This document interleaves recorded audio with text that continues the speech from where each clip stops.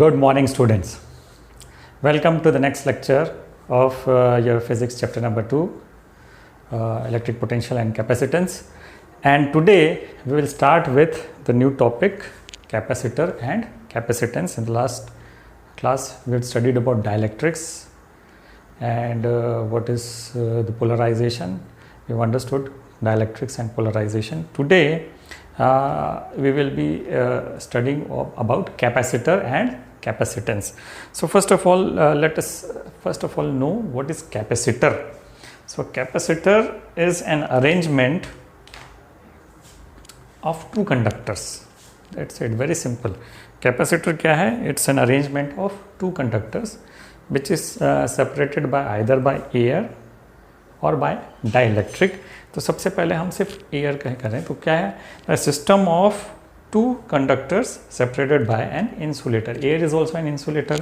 तो कैपेसिटर का जस्ट अगर मैं सिंपल अगर एक कंस्ट्रक्शन बनाऊँ तो कोई भी चीज़ एक कंडक्टर ले लिए. ये कंडक्टर है, एक डिस्क है ना, और ऐसा ही एक डिस्क और यहाँ पे है. So this is a capacitor. Okay, अब इसका काम क्या है? इस कैपेसिटर का काम क्या है? तो इसका एकदम सिंपल सा काम है, इसमें चार्ज स्टोर करके रखना या एनर्जी स्टोर करके रखना. So what is the work of capacitor? To store energy, store charge. अब कंडक्टर है तो इट विल ऑब्वियसली, इसमें हमने लास्ट क्लास में पढ़ा कि अगर उसमें हम उसको चार्ज करेंगे तो अंदर तो नहीं रहेगा, तो ये चार्जेस उसके सरफेस में रहेंगे. तो अगर मैंने यहाँ पे पॉजिटिव चार्ज दिया है तो बाय इंडक्शन दूसरे प्लेट में नेगेटिव चार्जेस इंड्यूस हो जाएंगे. So that's it. इसको अगर मैं पॉजिटिव चार्ज देता जाता हूँ तो इस पर नेगेटिव चार्ज इंड्यूस होते जाएगा. तो दैट्स इट, सिंपल. अगर मैं इसको सपोज एक बैटरी से जोड़ देता हूँ तो ये चार्ज होते जाएगा. और कब तक चार्ज होगा? जब तक इसकी फुल कैपेसिटी, इस कंडक्टर की कैपेसिटी फुल्ली चार्ज ना हो जाए तब तक ये फ्लो ऑफ इलेक्ट्रॉन होता रहेगा. और जैसे ही ये पूरा कंप्लीटली चार्ज हो जाएगा फिर ये फ्लो ऑफ इलेक्ट्रॉन स्टॉप हो जाएगा. Okay, so this is conductor. So what is electrical? This is capacitor. So what is electrical capacitance? What is a capacitance? It is the ability of the capacitor to store electric charge. It is called the electrical capacitance of that conductor. Okay, that capacitor. अब ये तो मैंने बहुत ही एक normal सा capacitor बनाया. Generally what we denote, हम capacitor को कैसे डिनोट करते हैं? दो पैरेलल लाइंस और ये कैपेसिटर को ऐसे डिनोट करते हैं. So this is a fix capacitor. अगर ये कैपेसिटर की कैपेसिटी वेरिएबल है तो हम इसमें ही एक लाइन खींच देते हैं, ऐसा एक एरो बना देते हैं. So this is a variable capacitor. Fix capacitor कैसा है? So this is a fixed capacitor. So again I will tell you, electrical capacitance of a capacitor is the measure of its ability to store the electric charge or energy. Now since we know charge Q, charge Q is proportional to V, potential. जैसे जैसे मैं charge बढ़ाते जाऊँगा वैसे वैसे उस चीज़ का potential बढ़ते जाएगा. तो charge Q is proportional to potential. क्यों? डायरेक्टली अगर हम चार्ज जैसे जैसे बढ़ाते जाएंगे तो इलेक्ट्रिक फील्ड भी, उसकी जो मैग्नीट्यूड है वो भी बढ़ती जाएगी. तो इलेक्ट्रिक फील्ड की मैग्नीट्यूड बढ़ते गई तो पोटेंशियल की भी मैग्नीट्यूड बढ़ती जाएगी. Since we know Q is proportional to V, तो हम इस प्रोपोर्शनैलिटी को हम अगर हटाते हैं, Q is equal to CV, है ना. What is Q here? It's charge. V is potential. So what is C? C is a constant. C is a constant which we call as capacitance of that material or that conductor.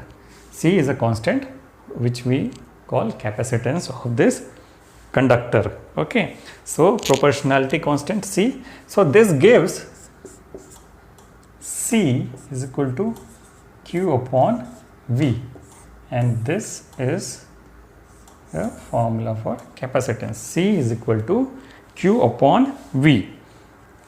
So what is a capacitance? So capacitance is the amount of charge required to raise the potential of the conductor by 1 volt. What is capacitance? अगर मैं इसको ऐसे define करता हूँ, so capacitor is the charge given to the conductor to raise its potential by 1 unit amount. So that will be the capacitance of that conductor. So capacitance of a conductor may be defined as the charge required to increase the potential of the conductor by unit amount. Okay, तो ऐसा देख के फिर हमको ऐसा लग रहा है कि भाई इस फॉर्मूला को देख के ऐसा लग रहा है कि C is proportional to Q and C is inversely proportional to V, but no, हमने अभी भी बोला कि C is constant, है ना. C किसी भी कंडक्टर का कांस्टेंट है, कैपेसिटर मटेरियल का कांस्टेंट रहेगा. It will not depend upon, it is not dependent upon the charge, it is not dependent upon the potential. तो ये जो C है वो किस पे डिपेंडेंट है? तो C 3 चीज़ों पे डिपेंडेंट है. पहला तो है उस कैपेसिटर की जियोमेट्री, है ना, जियोमेट्री ऑफ कैपेसिटर. अब ये क्या होता है ना, हम अभी अलग अलग टाइप के कैपेसिटर पढ़ेंगे. वैसे आपके कोर्स में तो सिर्फ पैरेलल प्लेट कैपेसिटर है, वैसे और भी टाइप के कैपेसिटर होते हैं, जैसे पैरेलल प्लेट कैपेसिटर हो गया, स्फेरिकल कैपेसिटर हो गया, देन सिलिंड्रिकल कैपेसिटर हो गया, है ना. कैपेसिटर अगर जैसे मैं बोलूँगा कि ये पैरेलल कैपेसिटर है ना, यहाँ पे अगर ऐसा कैपेसिटर है तो that is parallel plate capacitor. वो ज़रूरी नहीं कि रेक्टेंगुलर प्लेट ही हो, वो सर्कुलर प्लेट भी हो सकता है. तो इन स्फेरिकल कैपेसिटर के अगर 2 कंडक्टर हैं, बीच में डाइलेक्ट्रिक मीडियम है, so this is spherical capacitor. Cylindrical capacitors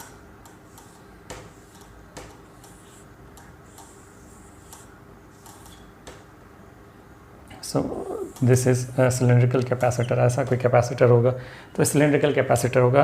हाँ, there should be, the requirement is there should be 2 conductors which are separated by a insulator. Okay, so अब insulator क्या हो सकता है? एयर भी हो सकता है, पेपर भी हो सकता है, डिफरेंट और डाइलेक्ट्रिक मीडियम्स होते हैं, वो भी हो सकता है. तो ये जो कैपेसिटेंस है वो किस पे डिपेंड कर रहा है? इसकी ज्योमेट्री में, है ना. अगर ये जो है इसका एरिया है और इसका जो सेपरेशन है वो इस पे डिपेंड करेगा. Okay, so it the size and shape of the conductor और the geometry of the geometrical configuration उस पे डिपेंड करेगा capacitor. Second, capacitance also will depend upon the dielectric, जो इसके बीच में जो इंसुलेटर है उस पर भी वो डिपेंड करेगा. It will be the nature and the permittivity of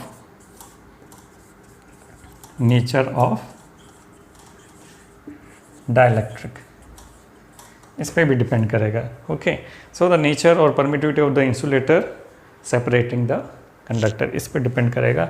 and third is the presence of another conductor in the vicinity, है ना, presence of another conductor in the neighbourhood, इस पे भी, है ना. उसको हम जब प्रिंसिपल ऑफ कैपेसिटर पढ़ेंगे तो उसमें उसको समझेंगे. So presence of another conductor in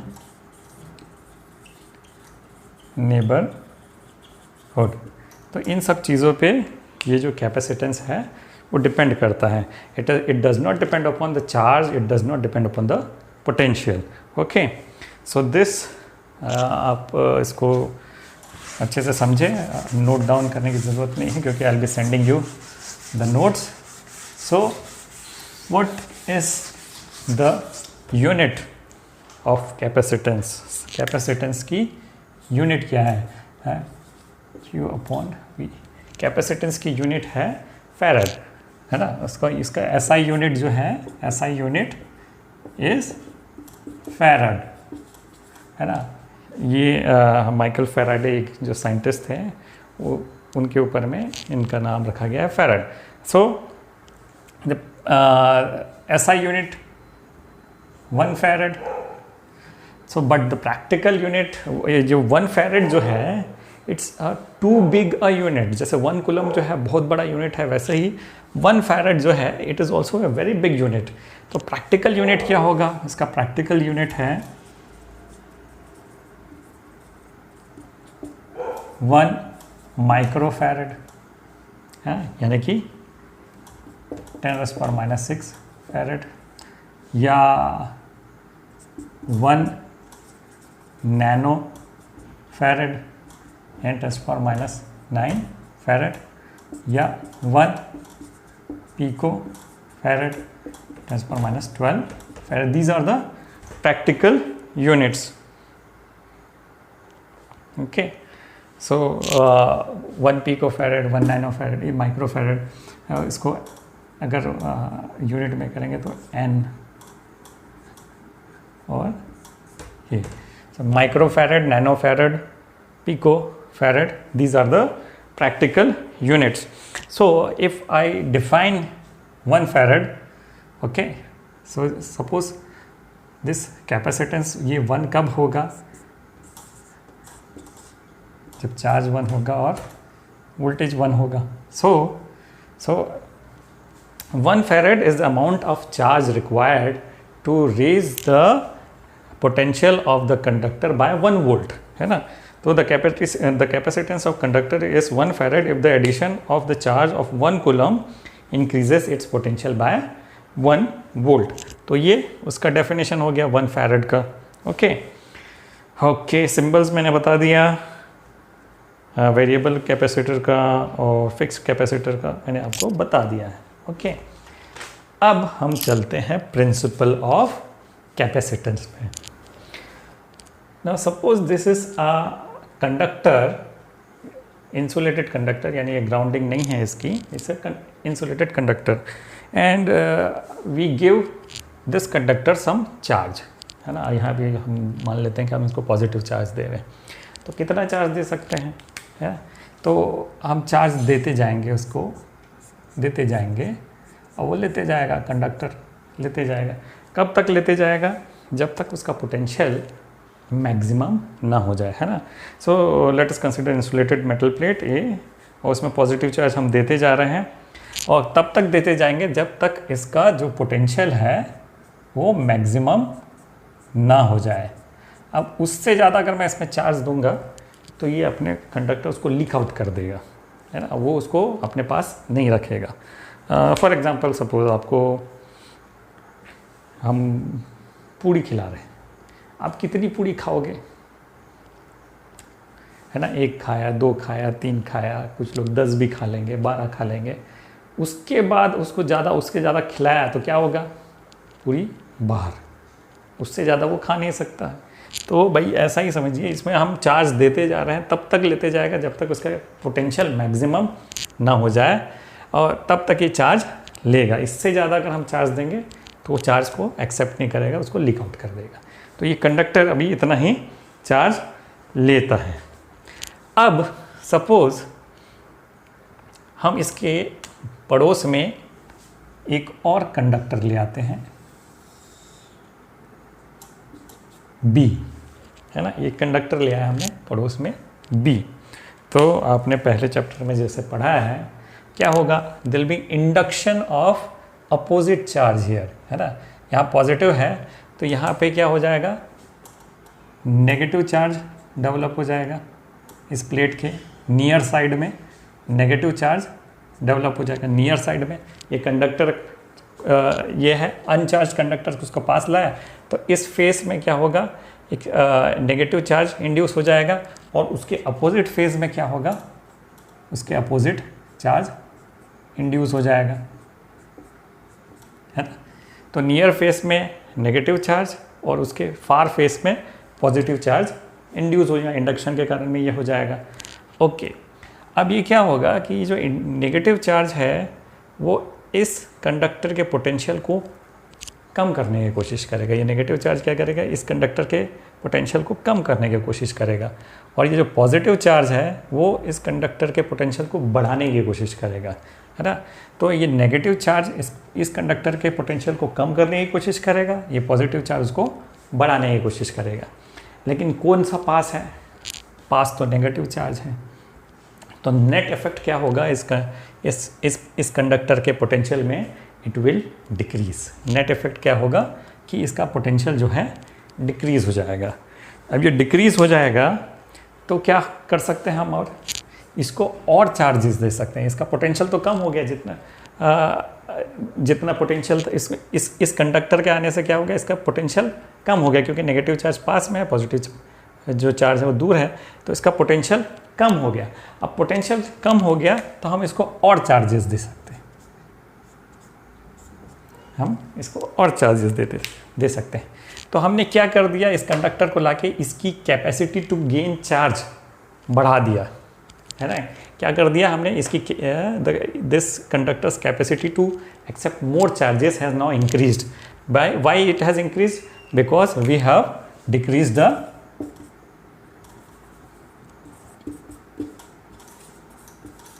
potential को कम करेंगे तो चार्ज और ले सकता है ना। तो what we have done is we have increase its potential by bringing this conductor, हमने उसको इंक्रीज कर दिया।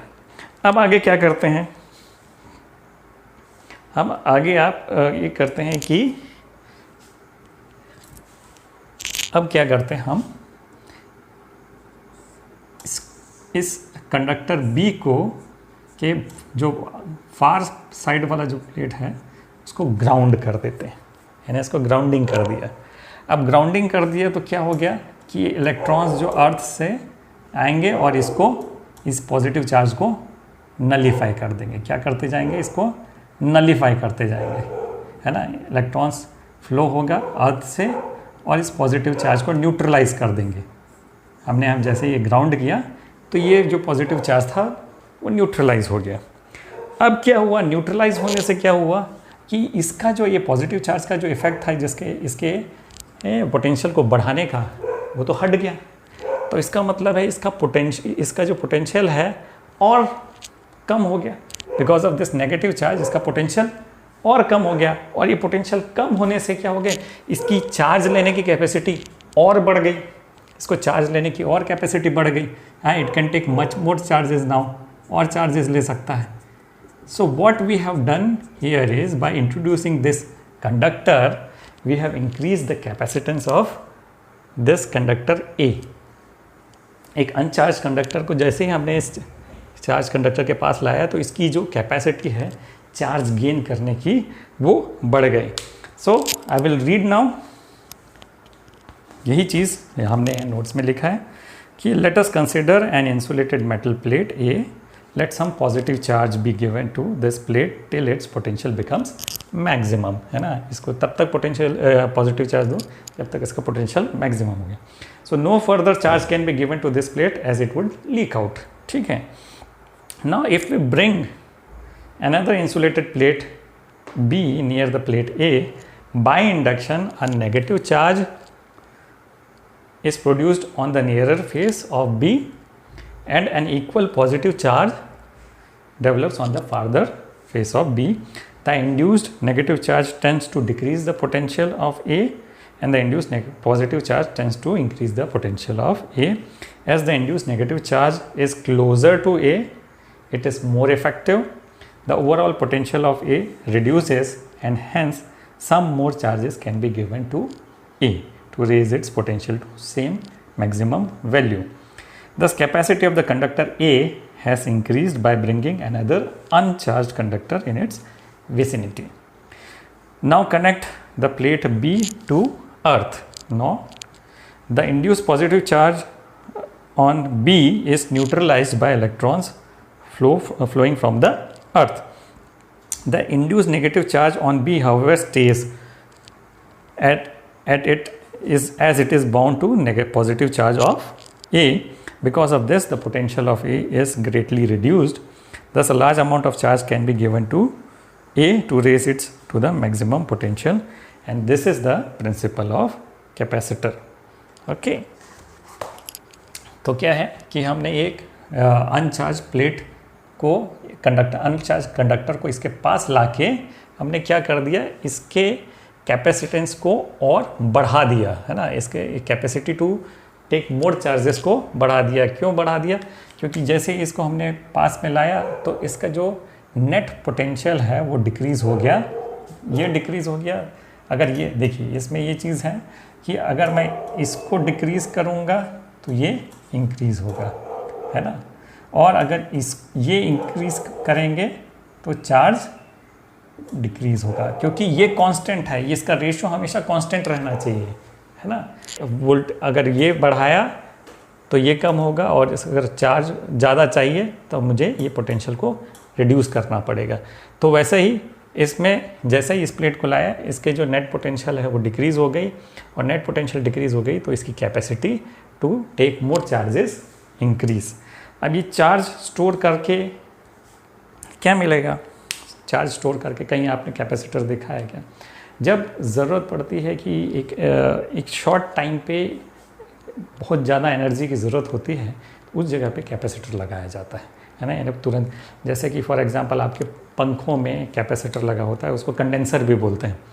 तो उसका यूज़ क्या है कि वो एनर्जी स्टोर करके रखता है, और जैसे ही एक बहुत लार्ज अमाउंट ऑफ एनर्जी चाहिए रहती है तो उसको रिलीज़ कर देता है। ऐसे तो कैपेसिटर हमारे रोज़मर्रा के बहुत सारी चीज़ों में लगा होता है, इलेक्ट्रॉनिक के आइटम्स में लगा होता है, आपके मोबाइल के जो फ्लैश है, फ्लैश में कैपेसिटर लगा होगा। पुराने ज़माने में कैमरा के जो फ्लैश होते थे उसमें वो जो फ्लैश है उसमें कैपेसिटर लगा रहता है, क्योंकि एक फ्लैश ऑफ लाइट चाहिए, उसके लिए बहुत ज़्यादा एनर्जी की ज़रूरत होती है।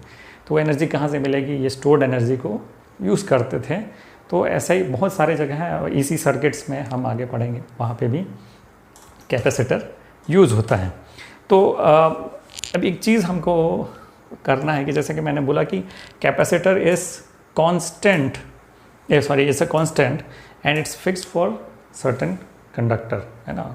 तो उससे अगर हम चाहते क्या हैं कि हम लो पोटेंशियल में, लो अमाउंट ऑफ पोटेंशियल में ज़्यादा चार्ज को स्टोर करें। व्हाट इज़ आवर विश कि कम पोटेंशियल में, अब कम पोटेंशियल का मतलब है कम